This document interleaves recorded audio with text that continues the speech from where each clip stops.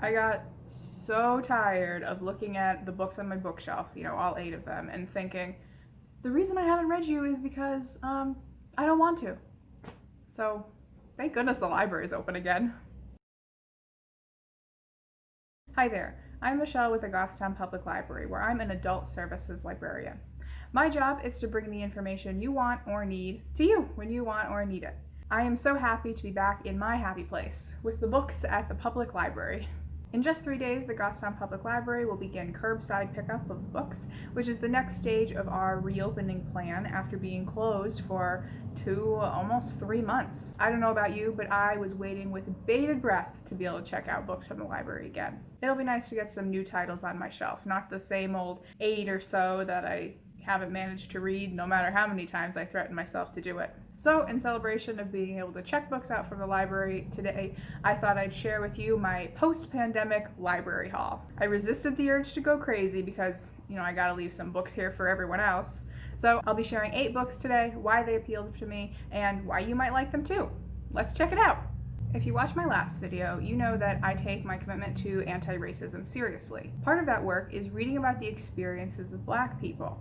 Not just when tragedy strikes and not just during Black History Month, but all the time during your regular reading habits. Reading diversely gives me a window into other cultures and helps build empathy for people who are different than me. Plus, I find it engaging to hear fresh voices from unique perspectives. I hear white voices a lot in my professional and personal world. When I read, I want to hear a different voice. To live into those values and maybe hopefully set a good example, I explicitly tried to diversify my haul more than usual, which I think you'll see reflected in this first book. I knew going into this video and into the library today to pick up books that I was interested in reading some James Baldwin. But when I got into the library today, I was a teensy bit disappointed that all the books that we had by him were checked out to someone else. While I'm waiting for those books to be returned, I'm going to be reading What Truth Sounds Like by Dr. Michael Eric Dyson. The subtitle reads, RFK, James Baldwin, and Our Unfinished Conversation About Race in America. It's nonfiction, so it's right up my alley, and it's the kind of thought I expected and hoped to engage with by reading something by Baldwin. The book takes a 1963 meeting between Robert F. Kennedy and James Baldwin, plus other Black elites, as the starting point to discuss modern-day race relations. In that meeting, Baldwin charged RFK with being ignorant of Black life and Black struggle, while RFK countered back that the Black elite was more interested in America witnessing Black pain than with policy changes. And this is still an argument that activists are dealing with today. So Dr. Dyson, our author, examines everything from Black Lives Matter to Black Panther, the movie, in an effort to convince readers to seize Baldwin's challenge. 300 pages of well-documented critical thought on race from one of America's leading Black authors is just what the doctor ordered. Sticking with nonfiction, I picked up the audiobook version of Secondhand, Travels in the New Global Garage Sale by Adam Minter. I'm interested in environmental justice, sustainability, and climate change are topics that are close to my heart. I already know a little bit about the global secondhand market, namely how used American clothes and goods can flood economies in the global south, destroying local resiliency. I'm hoping this book will expand on my knowledge and give me alternatives to dropping my donations off at Goodwill and then forgetting about them. I will tell you that I will be disappointed if this book doesn't address the root of the problem, which is overconsumption in Western cultures. I will also be disappointed if this book does not tie our consumption to larger environmental challenges. Specifically, I expect my environmental nonfiction to address how people of color and other oppressed groups are disproportionately likely to face the brunt of environmental toxins and climate change. After all the books I've read about climate change and sustainability, I've got high expectations for this one, and I'll let you know if the audiobook meets it when I talk about this book in my next wrap-up. One of the best things about being back at the library are new graphic novels to check out. I almost never buy graphic novels because I read them so quickly I find that they're not usually worth the $25 they cost new. So I've been waiting to come back to the library to read new ones. And when I got in the building today, I made a beeline right for that shelf because I wanted to grab Under the Moon, a Catwoman tale by Myracle and illustrated by Isaac Goodhart. This graphic novel was teased at the end of Mera Tidebreaker, which I read in May, and if you want to hear me talk about that graphic novel and seriously mispronounce Mera's name, then you can visit the link that is in the card above and in the description below. I mentioned the teaser because I actually enjoyed the Under the Moon teaser more than all of Mera Tidebreaker, so I already have some elevated expectations about this graphic novel. Although it will be very difficult to dethrone my current fave, which is Harley Quinn Breaking Glass, in this new DC imprint, DC Inc., which reimagines DC's famous characters as teenagers. Because I liked Harley Quinn so much, I'm wondering if Harley and Selina's worlds will be similar, like they're living in just different parts of the same city as they are in normal Batman lore, or if these are one-offs, totally different, and I shouldn't expect a new teenage universe. Either way, anti-heroes are so delicious to read about, and this art looks really detailed and expressive. Totally expecting to fall in love with this book. For another graphic novel, I also grabbed Rena A Yu Yang's Blame This on the Boogie. According to the description, this is a memoir of how the magic of Hollywood musicals helped an outsider find their place in the world. I also have a great appreciation for cinema, and I've seen firsthand how much musicals can mean to someone after watching my sister really find her place in the world through musical theater. With that in mind, this seems like a book that I can relate to, and that's not even mentioning the art. First of all, it's much more colorful than anything I've read, at least in this year. Right now it's very in vogue for comics to use monochromatic coloring schemes or just highlight one or two colors. But this is borderline psychedelic, and the colored pencil technique gives the art this lively quality.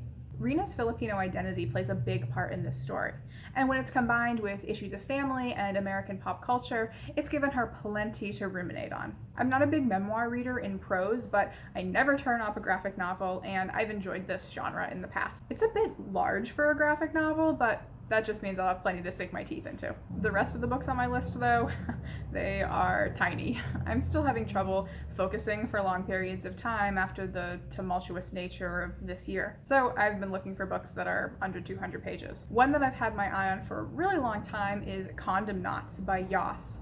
It's a little hard to explain, so I'm just gonna read off the back of the book. Every so-called condom knot knows that the trade deals in the galactic community depend on sexual pacts, which makes every encounter a close encounter. While some condom knots have been trained and genetically enhanced to meet the needs of any tentacled insectoid in the galaxy, Ozuhe is a natural whose ego could eclipse the Big Dipper. Ozuhe and his fellow intrepid condom knots travel light years across the galaxy and discover that old rivalries and prejudices are never far behind. When the first extragalactic beings arrive in the Milky Way, and with them the potential to negotiate for extraordinary new technologies, Ozuhe must call upon every ounce of his talent to seal the deal for his colony and all of mankind. Forgive me if I butchered his name, I've never seen that before, and I tried my best. Leave it in the comments if you know better. Besides that, this sounds like a completely unique concept that I am here for. The author and the protagonist is Cuban, making this an own voices novel, and the book is in translation from the original Spanish, courtesy of David Fry. Science fiction is great for investigating our current moment through the lens of the far out, so I'm really excited to see what Yas has to say about 21st century sexual mores through the lens of pushing the human libido to its limits in the 24th century. Obviously, this book looks like it's going to be explicit, so I look at some content warnings if you're worried about something like that. Going off in a totally different direction, the next book I picked up is a collection of short stories called The Treasure of the Spanish Civil War by Serge Pey.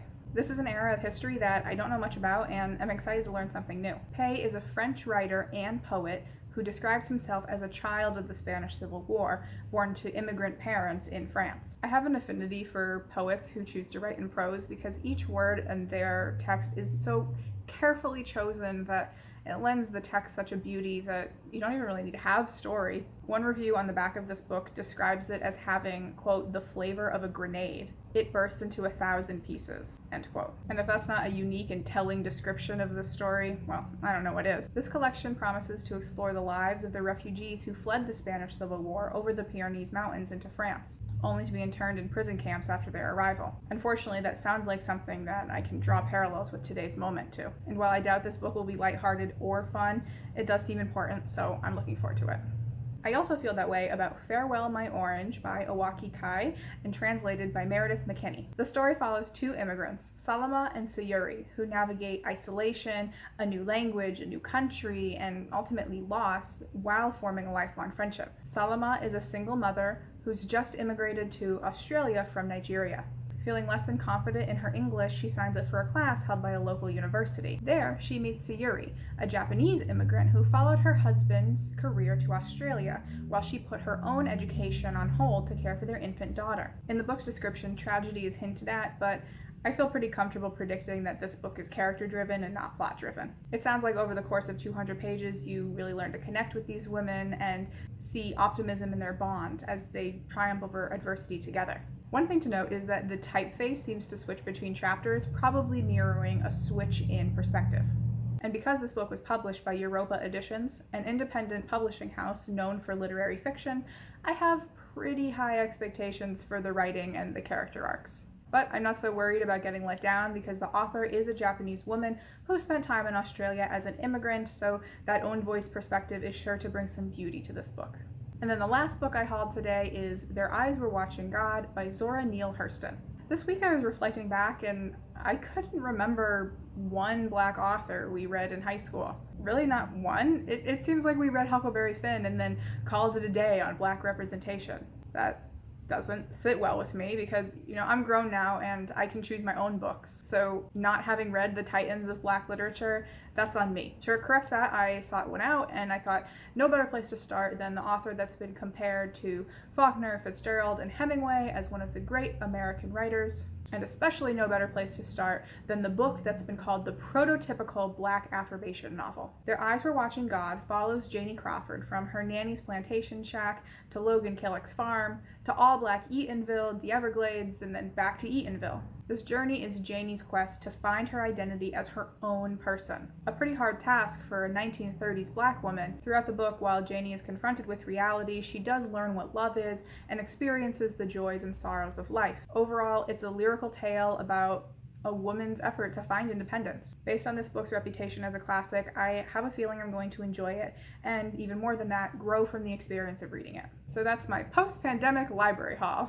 Boy, for a woman who doesn't really like fiction over nonfiction, I really steered into the skid and picked a lot of literary fiction in this library haul. But I guess sometimes it's good to stretch out of my comfort zone.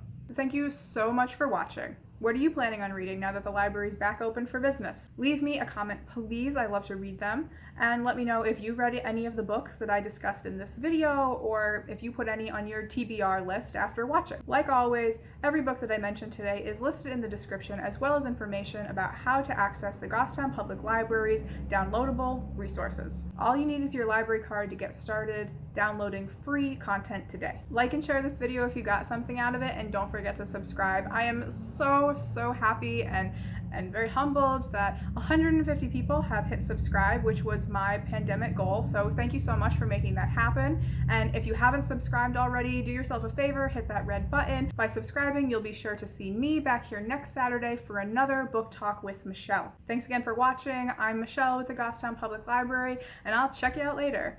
Bye!